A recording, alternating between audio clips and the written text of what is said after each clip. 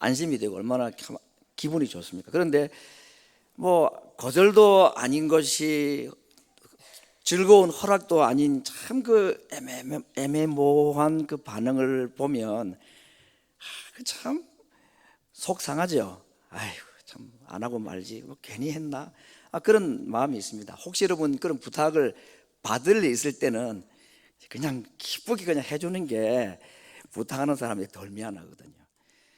참 예수님께서 오늘 우리들을 도와주시는데 우리가 제목을 기꺼이 그리고 넉넉히 우리를 도우시는 분이시다. 오늘 이 제목을 이렇게 정했습니다. 뭘 가지고 이런 제목을 가지고 말씀을 드리고자 하느냐, 어떻게 하다 보니까 제가 이 주보 본문이 이렇게 나간지는 저도 생각도 못했습니다. 마태복음 4장에 있는 예수님의 시험 받으시는 장면을 가지고 오늘 이런 제목으로 말씀을 좀 드리고자 합니다. 예수님의 생애를 우리가 마지막 3년을 공생애라 이름을 붙입니다. 공적으로 사역하셨다, 메시아로서의 사역을 하셨다, 그런 말이죠. 그런데 이 공생애를 시작하실 때에 맨 먼저 하신 일이 뭐냐면 세례를 받으시는 일이었습니다. 이거는 이 앞에 있는 본문인데 세례를 받으시고 그 다음에 마귀에게 시험을 받으시는 이 두 가지 사건으로 예수님의 메시아로서의 공생애를 시작을 하십니다. 세례 받으시는 장면은 다음에 말씀을 좀 드릴까 합니다. 오늘은 이 예수님의 시험 받으시는 장면, 이 말씀을 가지고 말씀을 좀 드리고자 합니다. 먼저 생각할 것은 예수님께서 마귀에게 시험을 받으셨다, 이 무슨 의미가 있을까? 공생의 시작을 시험으로 시작하시고 또 시험을 이긴 것으로 시작하셨다고 우리가 이해를 한다면 이 시험 받으시고 또 시험을 이기신 이야기는 어떤 의미가 있을까? 저는 몇 가지 중요한 의미가 있다고 생각을 해보았습니다. 첫 번째, 예수님이 마귀에게 시험을 이기신 이 이야기는 자신의 무죄 입증, 자신이 죄가 없는 분이라는 것을 증거한 사건이라고 볼 수가 있습니다. 이는 내 사랑하는 아들이요 내 기뻐하는 자라. 이건 하나님께서 예수님이 세례 받으셨을 때 하신 말씀입니다. 세례 이야기는 또 다음에 기회가 있으니까 말씀을 드리겠습니다만은, 아무튼 이 예수님이 세례 받으시는 것은 요한도 이해를 못했습니다. 세례를 주는 요한 자신도 제가 당신에게 세례를 받아야지 어떻게 저한테 주님이 세례를 받으신단 말입니까? 처음에 허락을 하지 않았죠. 그러니 예수님이 하시는 말씀, 그렇게 허락을 해서 우리가 하나님의 의를, 하나님의 뜻을 이루자고 하니까 요한이 그게 무슨 말인지 이해를 어느 정도 한 것 같아요. 그래서 예수님에게 세례를 베풉니다. 여러분, 세례는 당시에 죄인들이 받는 것이었습니다. 죄인들이 내가 죄인임을 고백하고 그래서 하나님의 죄 씻음이 필요하다는 것을 고백하는 사람에게 주는 것이 세례 아닙니까? 그래서 예수님이 세례를 받으셨다는 것은 자신이 죄인으로 스스로 낮추시고 자기에게 죄가 있다는 것을 인정하신 의식이기 때문에 요한이 이걸 말렸던 겁니다.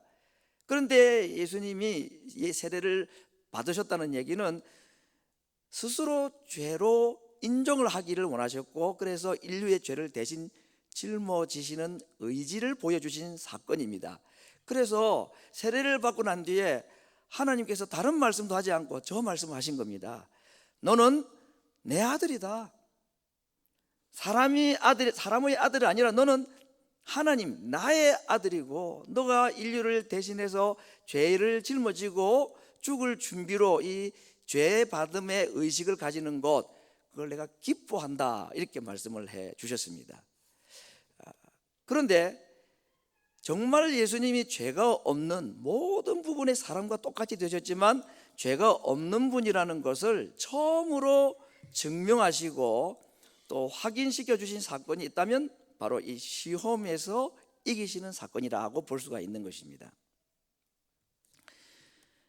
두 번째 의미는 실패를 만회하신 사건이다, 이렇게 한번 정리를 해보겠습니다. 예수님 자신이 죄가 없는 하나님의 아들이라는 의미뿐 아니라 이 시험을 이기신 것은 사탄에 의해서 많은 인류들이 시험에 넘어지고 또 실패했던 것을 회복하시는, 특별히 오늘 4장 1절 2절에 보면 중요한 단어들이 있는데, 그때 예수께서 성령에 이끌려 마귀에게 시험을 받으러 광야로 가사 40일을 밤낮으로 줄이셨다. 이 40일 광야 시험, 이런 것들은 딱 떠오르는 한 사건이 있습니다. 이스라엘 백성들이 광야 생활 가운데 40년 동안에 하나님에게 원망하고, 그래서 사탄의 시험에 실패한 사건을 떠올리는 표현들인 것입니다. 그렇게 볼 때에 41 또는 40년 광야, 이런 것들을 통해서 예수님이 이스라엘 백성들이 40년 광야 생활 가운데서 실패하였던 시험을 만회하기 위해서 스스로 시험을 받으셨다는 의미가 있는 것입니다. 사실은 이 이스라엘의 40년 광야 생활의 죄가 아니라 더 거슬러 올라가면 먹는 문제로 첫 번째 시험이 시작이 되는데, 아담 하와가 먹지 말라고 하신 그 선악과를 따먹음으로써 이 시험에 실패한 첫 번째 원인자가 되었는데, 그 죄까지도, 그 실수까지도 하나님께서 예수님을 통하여서 인류의 죄를 대신 짊어진 예수님이 이기심으로써 만회하려 하셨던 의도가 이 시험에서 승리하시는 사건의 중요한 의미라고 볼 수가 있습니다. 두 번째는 예수님께서 사탄으로부터 받은 이 세 가지 시험이 가지고 있는 그 의미가 뭘까? 다시 말하면 사탄이 예수님을 이 세 가지로 시험을 했는데, 무엇을 목표로 뭘 얻어내려고 이런 시험을 했는가? 성경 퀴즈의 이제 단골 문제죠. 예수님이 사탄에게 받은 세 가지 시험이 뭡니까? 그렇게 이제 질문을 하면 답을 해야 되겠죠. 첫 번째는 돌로 떡을 만들라. 두 번째는 성전 꼭대기에서 뛰어내려라. 세 번째는 내게 절하라. 좀 단축하면 이 세 가지 시험인데, 이 세 가지 각각의 시험의 의미가 있습니다. 이건 아마 제가 다음 주쯤에 말씀드리려고 그러고, 오늘은 이 세 가지 시험을 통해서 결국 예수님을 사탄이 이기고자 이 문제를 내지 않았겠습니까? 예수님이 어떤 분인지를 우리보다 사탄이 더 잘 알겠죠. 그 사탄이 예수님을 시험을 하고, 그 사탄이 시험을 통해서 사탄이 예수님을 이기기 위해서는 굉장히 고난이도의 문제를 출제를 했겠죠. 이런 정도로 문제를 가지고 시험을 하면 분명히 넘어올 거야, 유혹을 받을 것이다, 그렇게 하고 아마 사탄이 했을지 모르겠습니다. 아무튼 뭐 이 세 가지 시험의 내용들이 단순해 보이는 거지만 사탄으로서는 심사숙고하면서 출제한 겁니다. 다시 말하면 돌로 떡을 만들면 누가 이기는 겁니까? 예? 돌로 떡을 만들라는 이 시험을 딱 듣고 예수님이 돌로 떡을 만들면 누가 이길까요? 사탄이 이깁니다. 왜 그런지는 다시 설명하겠습니다. 두 번째, 성전 꼭대기에서 딱 뛰어내리면 구약 성경에 있는 그 말씀을 가지고 사탄이 성경을 잘 알아요. 그 성경 구절을 인용한 겁니다. 그러면 천사가, 하나님께서 천사들을 명하셔가지고 당신의 발이 땅에 돌에 부딪히지 않도록 딱 떠받들어 주실 것이다 하는 그 예언이 있는데, 당신 성전 꼭대기에서 뛰어내려서 당신이 다치지 않고 돌에 부딪히지 않는 이것을 한번 증명해 보여라. 그렇게 하면 누가 이깁니까? 사탄이 이기는 겁니다. 마지막은 뭐 뻔한 것 같아요. 저를 하면 더 잘 주겠다 그럴 때, 그건 또 혹시 뭐 예수님이 쉽게 뭐 이겼는지는 모르겠습니다만은, 이 시험들은 단순한 시험이 아니라 그대로 따라하면 예수님이 지는 게임인 것이었습니다. 돌로 떡을 만들어서도 안 되고, 뛰어내려서 발 땅에 안 부딪히는 것, 천사들이 와서 딱 받들어주는 이거 연출을 하면 안 되는 것입니다. 자, 결국 사탄이 이런 시험들을 통해서 지금 예수님을 넘어뜨리려고 하는 것인데, 사탄이 예수님이 돌 안 부딪히고 딱 성전 꼭대기에서 뛰어내린 줄을 몰랐을까요? 예수님이 돌로 떡을 만들 수 있는 능력이 있다는 걸 사탄이 몰랐을까요? 사탄은 우리보다 성경 많이 알고 우리보다 믿음이 좋다니까요. 그 정도는 사탄도 다 알고 있습니다.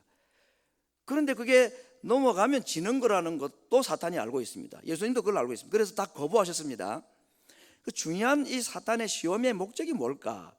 첫 번째, 두 번째 시험을 할 때에 사탄이 사용한 그 인용구가 있습니다. 문장이 하나 있습니다. 네가 만일 하나님의 아들이면 하나님의 아들이거든 돌로 떡을 만들고 꼭대기에 뛰어내려서 발이 땅에 안 부딪히는 것을 한번 증명해 보라 그랬습니다. 여러분, 이 사탄이 오늘 예수님에게 하시는 예수님에게 한 이 세 가지 시험의 본질이 뭔지는 이 시험을 출제할 때 사용했던 그 첫 번째 인용 문구입니다. 당신이 만약에 하나님의 아들이라면, 이 표현인 것입니다. 결국 사탄이 예수님에게 이 시험을 통해서 말하고자 하는 것이 뭐냐면, 당신이 하나님의 아들이 아니냐, 이걸 지금 상기시키고자 했던 겁니다. 결국 한마디로 말하면 하나님의 아들이 그냥 하나님과 하늘나라 계실 것이지 왜 이 땅에 오셔가지고 굶고 이런 힘든 생애를 살고자 하십니까? 사람됨을 포기하시지요. 이게 사탄의 시험의 가장 중요한 포인트였습니다. 사람됨을 포기할 것, 하나님의 아들로서 사람의 아들로 동시에 오신 예수님 아닙니까? 예수님에게는 이 땅의 인생에 한 번도 경험하지 못한 신비한 두 가지 본성이 다 있었습니다. 하나님으로서의 본성과 우리와 똑같은 인간으로서의 본성을 다 가지고 계신 것입니다. 딱 한 가지 차이가 있다면 죄는 없으시다 그랬습니다. 죄 빼고는 예수님은 눈에 보이는 육체로 오셨지만 하나님과 동일한 분이셨고, 죄를 빼고 나면 이 땅에 살아가는 우리 인간들과 동일한 분이셨다. 이건 정말 어려운 이야기입니다. 이 이야기를 이해를 못했기 때문에 수많은 종교전쟁이 일어났고 종교재판이 일어났고 수많은 사람이 죽었습니다. 이 말을 이해를 못해가지고 오늘 예수님을 향한 이 사탄의 공격은 그것입니다. 당신은 하나님의 아들입니다. 나도 그거 알고 있습니다. 그렇죠? 예. 야고보서 말씀입니다. 하나님이 한 분인 것은 사탄도 알고 떤다 그랬습니다. 다 알고 있는 이야기입니다. 예수님이 하나님이신 동시에 또 동시에 사람이라는 것도 사탄은 알고 있습니다. 그런데 이것이 사탄에게는 무서운 겁니다. 예수님이 하나님의 아들 된 것은 그게 사탄에게 그렇게 무서운 게 아니에요. 지금은 마지막 예수님 재림의 심판 때는 그것이 무서운 심판의 이유가 되겠지만, 예수님이 땅에 계시는 동안에, 아니 오늘 예수님이 재림하시기 전까지는 이 땅에 살고 있는 이 우리들이 사는 이 시간까지는 예수님이 정말로 사람의 아들이라는 것, 다시 말하면 예수님이 사람이라는 것이 사탄에게는 감당할 수 없을 만큼 무서운 이야기고, 이거 받아들이고 싶지 않은 것입니다. 예수님은 사람이 되지 않으셔야 된다는 것이 사탄의 시험의 목적인 겁니다. 빨리 사람됨을 포기하고 하나님의 아들이신데 하나님의 나라로 올라가십시오. 이 시험을 하는 것입니다. 자, 과연 이게 맞는 이야기일까? 성전 꼭대기에서 뛰어내릴 때에 하나님께서 천사들을 동원해가지고 예수님의 발이 부딪히지 않게 하실 수 있습니다. 만약에 그런 일이 일어나게 되면 예수님 마음속에는 어떤 생각이 강하게 들까요? 아, 내가 하나님의 아들이지, 내가 하나님이지, 천사들이 내 명령에 순종하고 내 발이 돌에 하나 부딪히지 않도록, 먼지 하나 묻지 않도록 천사들이 나를 수종드는, 자기의 그 하나님의 아들 된 신분을 강하게 인식하게 하기 위함이었습니다. 그렇게 될 때에 예수님의 마음이 흔들릴 수가 있었다. 사탄이 노리는 것은 그가 돌로 떡을 만드느냐 못 만드느냐, 성전에 뛰어내렸을 때 돌이 부딪혀가지고 다리가 깨지지, 그런 데 관심이 있는 게 아니라는 얘기입니다. 그걸 하게 됨으로 말미암아 예수님에게 왜 내가 하나님의 아들로서, 하나님으로서 내가 왜 인간의 고생을 이렇게 해야 되는가, 땅의 영광, 하늘의 영광을 다 가지고 계신 예수님이 이런 자기 정체성에 대해서 혼란을 가지도록 하기 위한 목적이 이 시험의 중요한 의도라고 생각을 해봅니다. 결국은 사탄이 오늘 이 세 가지 시험을 통해서 예수님을 넘어뜨리려 하는 것은 사람인 예수님의 신분. 왜 예수님이 사람이셔야 합니까?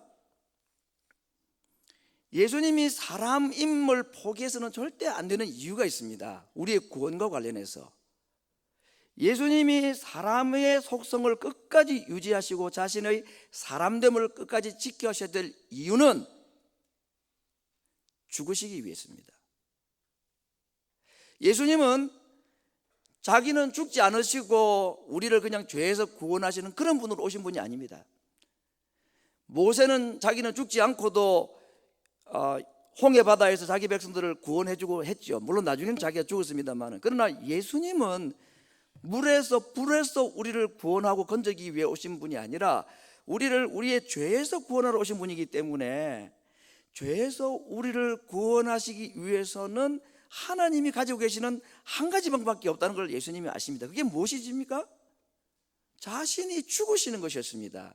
피 흘림이 없이는 죄 사함이 없다는 것을 너무나 잘 아시기 때문에, 피 흘림이 있기 위해서는 무엇이 있어야 합니까? 육과 피가 있어야죠. 혈과 육이 있어야 되죠. 그렇죠. 그래서 지금 사탄은 예수님이 육체로 이 땅에 오신 것이 못마땅한 겁니다. 왜냐하면 육체로 오신 예수님이 마지막 구원을 위해서, 우리의 구원을 위해서 하실 일이 십자가의 죽음이라는 것을 사탄이 너무나 잘 알고 있는 거죠. 그래서 그 메시아로서 이 땅에 사람으로 오셔서 사람을 위해 대신 죽으시는 일 지금이라도 그만두시고 공생애를 시작하는 첫 발걸음을 내디딜 때에 사탄이 예수님에게 그렇게 유혹을 한 것이었습니다. 그것을 아셨기 때문에 예수님은 무능해서 돌로 떡을 만들지 못하신 것도 아니고, 무능해서 성전 꼭대기에서 뛰어내리지 못한 겁쟁이가 아니라 자신이 육체로 이 땅에 오신 이유가 죽으시기 위함이라는 것을 끝까지 지키시기 위해서, 예수님이 그 사탄의 말도 안 되는 말장난과 같은 시험을 들을 때에 묵묵히 그 시험을 이겨내고 그 조롱을 견뎌내신 이유는 우리를 위하여 죽으실 십자가를 생각하셨기 때문입니다.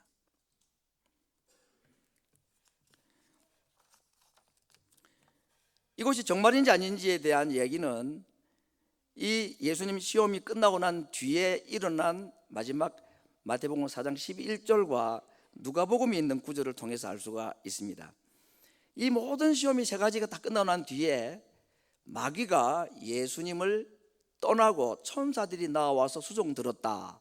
똑같은 본문인 누가복음 본문에는 4장 13절 이렇게 말했습니다. 좀 다르게, 마귀가 모든 시험을 다 한 후에 어떻게? 얼마 동안 떠났다는 얘기입니다. 마태복음에는 얼마 동안이라는 말이 없는데 누가복음에는 얼마 동안 떠났다. 이게 무슨 의미가 있을까요? 또 시험하러 온다는 얘기죠. 예수님이 이 세 가지 시험을 이기고 난 뒤에 잠시 떠났던 사탄이 또 예수님을 시험하러 왔습니다. 그 예수님을 향한 사탄의 시험의 목적이 무엇입니까? 사람됨을 포기하는 것이었습니다. 다시 말하면 죽지 말라는 겁니다. 그렇죠? 예수님이 안 죽으면 사탄이 이기는 거니까. 언제 이 시험을 또 해왔느냐? 예수님께서 자신이 십자가에 죽으신다는 것을 최초로 제자들에게 말씀하시고 난 후에 베드로의 입을 통해서 마귀가 말합니다. 주여 그리 마옵소서. 그때 예수님께서 뭐라고 답을 하셨습니까? No thank you 하지 않았습니다. thank you 하지 않았습니다. No thank you 했죠. 뭐라고 베드로에게 말합니까? 사탄아 내 뒤로 물러가라. 물론 베드로를 사탄이라고 말한 건 아닙니다. 잠시 예수님을 시험하던 떠나갔던 사탄이 또 자기를 사람됨을 포기하라고, 십자가를 포기하라고 하니까 그것도 사랑하는 제자의 입을 통해서 예수님이 단호하게 말씀하신 거예요. 이게 사탄의 속삭임이라는 것을 예수님이 아셨던 거죠. 또 한 번은 무엇일까요? 예수님과 함께 십자가에 못 박혔던 한편 강도와 많은 유대 군중들이 예수님을 향하여, 십자가에 달린 예수님을 향하여 뭐라 말합니까? 지금 당신이 십자가에서 내려오면 우리가 당신을 메시아로 믿겠다 그랬습니다. 이거 역시도 군중들의 말이지만 사탄의 속삭임이었습니다. 마지막 죽음을 포기하라는 얘기입니다. 죽으면 안 되기 때문에. 그래서 오늘 세 가지 시험이라든지 또는 베드로를 통해서나 십자가에 달리신 순간까지도 사탄은 끝까지 예수님의 사람됨과 사람으로 죽으시는 것을 포기할 것을 종용하고 유혹하고 시험을 했는데, 요단강에서부터 시작되셨던 예수님의 세례로부터 시작된 그분의 공생애가 십자가에서 마지막 임종을 하는 그 순간까지 계속되는 사탄의 시험과 유혹과 방해도 불구하고 끝까지 주님은 사람됨을 포기하지 않으셨습니다. 죽으심을 포기하지 않으셨습니다. 십자가를 포기하지 않으셨습니다. 우리의 구원을 위해서. 오늘 마지막으로 드릴 제목은 예수님이 이렇게 시험을 받으시고 시험을 다 이기셨다 그랬는데 이게 오늘 우리들에게는 무슨 의미가 있을까 하는 겁니다. 예수님이 우리를 위해서 이렇게 죽어주신 거 참 그건 십자가는 우리가 이해를 하겠습니다. 감사하잖아요. 십자가만 생각하면 참 뭐 할 말이 없죠. 정말 감사합니다. 그런데 예수님이 시험을 받으셨는데 그 받으신 시험을 이기셨다. 이건 우리에게 무슨 유익이 있을까? 유익이 우리에게 있습니다. 예수님에게 유익도 있는 거지만 우리의 유익을 위해서 시험 받으시고 우리의 유익을 위해서 예수님이 시험을 이겨주신 것입니다. 어떤 시험을 이김으로 말미암아 어떤 유익을 우리에게 주시기를 원하셨을까? 오늘 이것이 제목입니다. 첫 번째, 이 시험을 이기신 예수님께서 우리에게 주시는 혜택이 뭐냐? 우리를 기꺼이 도우신다. 히브리서 4장 15절의 말씀, 우리에게 있는 대제사장 예수님은 우리의 연약함을 체휼하시는 분이다. 체휼하지 아니하는 자가 아니오니까 체휼하는 자다. 이 체휼이라는 말이 뭐죠? 몸으로 우리를 불쌍히 여기고 온 자기의 삶으로 자기의 몸으로 자기의 생명으로 우리를 불쌍히 여기시는 분. 그래서 우리가 시험을 당할 때에 가만히 계시지 않으십니다. 인간이 사탄에게 마귀에게 시험을 당하고 유혹을 받는다는 것이 어떤 것인지를 육체를 입고 오신 예수님이 너무나 잘 아시기 때문에 몸으로 그 육체의 시험을 이기셨기 때문에 경험해 보셨기 때문에 우리가 어려움 당하고 시험 당하고 마귀에게 조롱당하고 유혹 받을 때에 예수님은 우리를 기꺼이 도와주시는 분이십니다. 그런 어려움 당해보면 그 사람 마음을 잘 알잖아요 우리가. 그래서 기꺼이 도와주고 싶은 마음이 생기죠. 예수님께서 우리를 그렇게 하기 위해서 기꺼이 도우시기 위해서 세 가지 시험을 끝까지 중간에 포기하지 않고 사탄아 뭐 당장 물러가라 쓸데없는 일 하지 말라고 할 수 있지만 끝까지 다 받아주신 겁니다. 세 번이라는 것은 완전히 받아줬다는 말이고 완전히 이기셨다는 말이죠. 대충 시험을 이기신 게 아니라 철저하고 완전하게. 왜 예수님이 시험을 완전히 받으시고 완전히 이겨주셨습니까? 우리를 기꺼이 도우시기 위해서. 두 번째, 예수님이 시험을 이기신 그것이 우리에게 어떤 혜택이 주어질까요? 우리를 도우심에 있어서 넉넉히 도우십니다. 능히 도우시는 분입니다. 마음은 있는데 힘이 없어서 능력이 없어서 못하는 그런 분이 아닙니다. 예수님은 우리를 불쌍히 여기시는 기꺼운 마음으로 우리를 도와주고자 하는 그 마음도 간절하시지만 동시에 그분은 그 문제를 해결할 수 있는 능력도 가지고 계신 분이십니다. 그래서 예수님이 사탄의 모든 시험을 이겨주신 것입니다. 누구를 위해서? 우리를 능히 도우시기 위해서. 예수님은 우리를 기꺼이 도우시고 넉넉히 도우시고 능히 도우실 수 있는 자격을 가지신 분이셨습니다.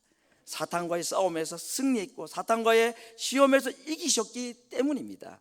그러므로 예수님이 세례를 받으시고 난 뒤에 광야로 나가서 40일 동안에 금식하시고 사탄의 시험을 받으시고 그것을 다 이겨내신 것은 구원받은 우리들, 자신의 십자가로 말미암아 구원받을 우리들이 이 땅을 살아갈 동안에 사탄에게 이렇게 당하고 저렇게 당하고 사탄에게 이렇게 조롱당하고 저렇게 치는 연약한 우리 인생들, 불쌍하기 짝이 없는 우리들을 도우시기 위해서였습니다.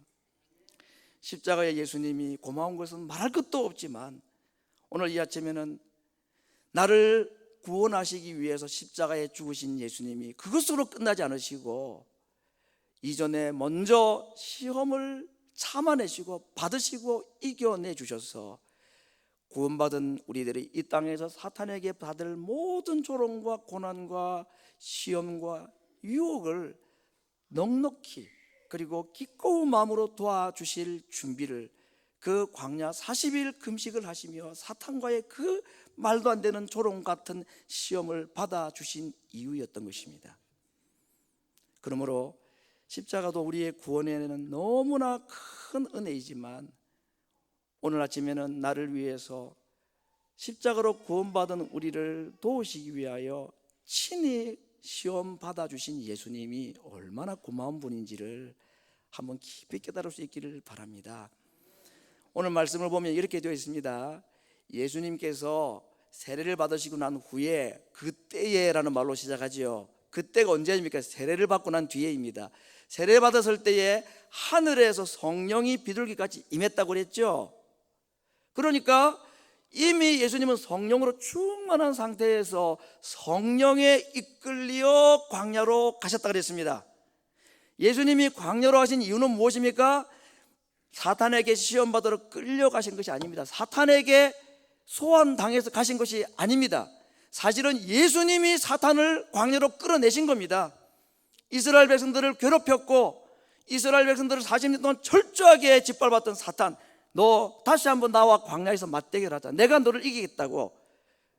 그래서 예수님께서 그 사탄과의 싸움에서 우리를 위하여 스스로 시험 받으시고 아담 이후에 모든 인류들이 넘어졌던 사단의 시험과 유혹에서 우리를 건져주시기 위하여 대신 전쟁터로 나가시고 도전장으로 가시고 시험장으로 주님이 직접 찾아가셨습니다.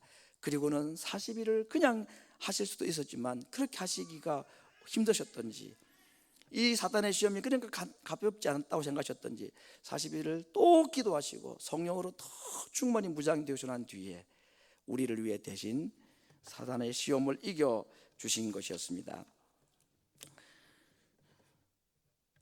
오늘 구원받은 하나님 백성들을 사탄이 오늘도 시험합니다. 여러 가지 방법으로 여러 가지 목적으로 우리를 시험합니다. 사탄이 구원받은 우리들을 가만 내버려 두지 않습니다. 어차피 우리는 천국 갈 사람이기 때문에 사탄은 우리의 구원에 대해서는 자기가 왈가왈부 할 수가 없다는 걸 알고 있습니다. 이 땅에 있는 동안에 아무튼 고생하고, 이 고생이는 육적인 고생이 아니라 하나님 의지하지 못하고 다음 주에 이제 생각할 시험의 또 다른 한 면인데 하나님 신뢰하지 못하게 하는 겁니다. 결국은 사탄이 말하는 것은 하나님 믿지 마라, 하나님 의지할 때가 못 된다, 너 이 고생하는데도 하나님 가만히 있지 않냐, 도와주지 않지 않느냐, 그걸 지금 계속 부각시키는 것입니다. 그런 어려움을 당할 때에 우리를 도와주시기 위해서 예수님이 사탄의 시험을 먼저 받아주시고 이겨주신 사건, 이것이 오늘 본문의 말씀인 것입니다. 저는 오늘 이 말씀을 보면서 이런 생각을 한번 해보았습니다. 땅에 예수님이 계실 때에 하늘에 계신 아버지 하나님은 무엇 하셨는가? 세례 받으실 때 하나님 어떻게 하셨습니까? 성령을 보내셨고 하늘에서 음성을 들려주셨습니다. 그렇죠? 예수님 겟세마네 동산에서 마지막 십자가를 앞두고 밤새 기도하실 때에 하나님 어떻게 하셨습니까? 천사를 보내어서 예수님을 도와주셨습니다. 그래서 그 기도를 하실 수가 있었습니다. 그런데 딱 두 번 하나님이 예수님을 돕지 않은 때가 있었습니다. 한 번은 십자가 위에서 어찌하여 나를 버리십니까 해도 하나님은 침묵하셨습니다. 또 한 번은 바로 이 시험 받으실 때입니다. 시험 받으시는 것을 보시고 하나님께서 말씀 한마디만 하면은 천군의 천사들이 예수님에게 달려들어서 사탄의 시험을 막아주고 그렇게 하실 수 있지 않았겠습니까? 근데 그렇게 하지 않으셨습니다. 저는 이렇게까지 생각해 봤습니다. 천사들이 하나님의 입에서 나오는 말씀만 떨어지면 출동을 하기 위해서 천국에서 다 대기하고 있을 것입니다. 마치 100m 달리기 선수가 출발선에서 딱 대기하고 있다가 총소리 나면 달려갈 마음을 가지듯이 천사들이 하나님 명령만 하십시오, 바로 가겠습니다 하고 다 준비하고 있었을지 모르겠습니다. 그러나 하나님은 명령하지 않았습니다. 끝까지 예수님은 홀로 그 일을 감당하게 하셨습니다. 일이 다 끝났을 때에 천사들을 보내어서 수종 들게 하셨다고 했습니다. 왜 그랬을까요? 십자가 위에서나 시험 받으실 때 왜 하나님은 예수님을 돕지 않는 것처럼 그렇게 보일 만큼 그렇게 하셨을까요? 철저하게 사람으로 우리를 대신해서 시험을 이기라고 하나님이 도와주지 않으셨던 겁니다. 그때 예수님은 왜 하나님 나를 돕지 않으십니까? 하고 하나님에게 원망하지 않았습니다. 왜 홀로 됐는지, 왜 하나님이 자기를 돕지 않으시는지를 예수님은 잘 아셨기 때문입니다. 너무너무 힘들고 십자가의 죽음도 고통스럽지만 이 시험 받는 것이 쉬운 일이 절대 아니었습니다. 영적으로는 말할 수 없는 공격을 받는 것이었습니다. 그때에 주님은 우리를 생각하셨던 것입니다. 우리가 힘들 때에 너무너무 힘들어하고 괴로워하고 이겨내지 못해서 방황하는 우리들을 도와주시기 위해서 철저하게 우리의 편에 서서 우리가 받을 고난을 다 받아주시고 그리고 승리하셨던 분이기 때문에 예수님은 우리를 잘 아시고 우리가 시험 당할 때, 어려움 당할 때에 우리가 어떤 마음인지 너무나 잘 아셔서 우리를 기꺼이 그리고 이기신 승리자로 넉넉히 우리를 도우실 수 있는 분으로 시험을 받아주신 것입니다. 혹시 여러분 어려움 당할 때에 사탄이 우리에게 주는 메시지가 두 가지가 있는데 첫 번째는 뭐냐면 나 혼자다 하는 생각입니다. 아무도 나를 돕는 자가 없고 아무도 나를 알지 못하고 나 혼자라는 생각, 이것이 사탄이 예수님을 유혹할 때도 같은 마음이었던 것이고 우리를 향해서도 그 마음을 주게 합니다. 두 번째는 어려움 당하고 시험 당할 때에 사탄이 우리에게 주고자 하는 메시지가 뭐냐? 너는 절대로 할 수 없어. 너는 이 어려움을 이길 수가 없다는 이 두 가지 메시지를 계속 주옵니다. 우리 마음속에 나 혼자야. 나는 못해. 나는 누구도 도와줄 사람이 없어. 아무도 나를 몰라. 이 문제는 내가 못 이길 거야. 이거 뭐 해결 못 할 거야. 이 생각을 사단이 공격으로 계속 쓰는 무기인 겁니다. 그 거짓말입니다. 어려움 당하고 시험 당할 때에 내 마음에 나 혼자라는 생각, 나는 이거 절대 해결할 수 없고 못한다고 하는 생각, 그거 사탄이 주는 속상입니다. 그걸 이겨내게 하기 위해서 예수님은 홀로 되어주셨고 그리고 능히 이겨주신 것입니다. 내 힘으로 할 수 없을 그때에, 혼자라 생각할 때에, 이 문제 해결하지 못한다고 생각할 때에 혼자 계셨고 넉넉히 이기셨던 그 예수님의 시험 이기심을 바라보시기를 바랍니다. 십자가에 예수님이 우리에게 구원의 확신을 주신다면 40일 광야에서 줄이시고 시험 받으시고 사단에게 그 조롱의 시험을 다 받으시고 혼자 이겨내신 그 예수님을 생각할 때에 구원받은 백성이 이 땅에서 오늘도 이렇게 저렇게 사탄에게 치이고 이용당하고 공격당할 때에 우리를 넉넉히 그리고 기꺼이 도와주시고 그러기 위해서 우리를 위하여 대신 시험 받아주신 그 예수님을 깊이 붙잡으시기를 바랍니다. 구원받은 백성에게 또 한 번 주시는 하나님의 은혜, 기꺼이 넉넉히 이기게 하시고 도우시는 시험 받으신 예수님이 우리와 함께 계심을 믿고 모든 시련이나 시험이나 사탄의 유혹에서 그 시험 받으시고 승리하신 주님과 함께 승리하는 주의 백성들 되기를 말씀으로 축원합니다. 같이 한번 기도하겠습니다.